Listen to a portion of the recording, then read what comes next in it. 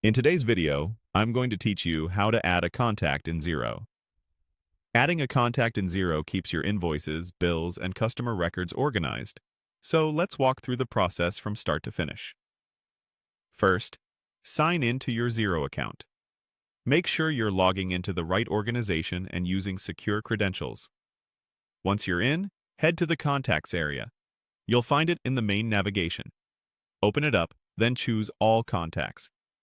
This view shows every contact you already have and gives you a clear starting point for adding a new one.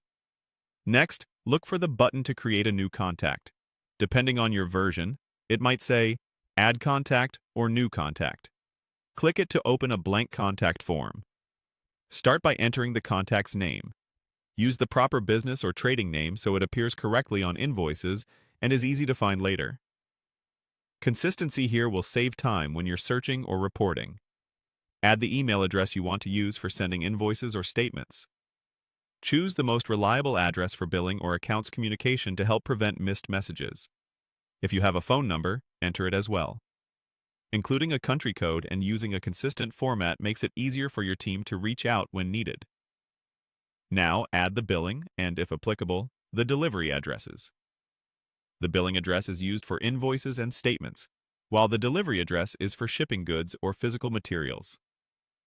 Enter full, accurate details, and keep addresses separated correctly across lines.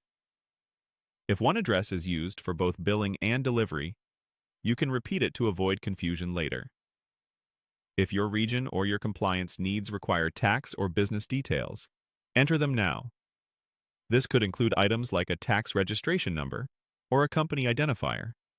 Accurate information here ensures your invoices and reports meet local requirements and keeps your records audit-ready. Before you save, take a moment to review everything. Confirm that names are spelled correctly, emails are accurate, phone numbers are complete, and addresses are properly formatted. It's also a good idea to check you're not creating a duplicate contact, which can cause reporting inconsistencies. When everything looks right, click Save. Xero will store the new contact and return you to your list. Finally, verify that the contact appears in all contacts. You can scan the list or use Search to confirm it shows up exactly once. If you spot anything that needs updating, open the contact and make adjustments right away. That's it. Your new contact is ready to use in Xero.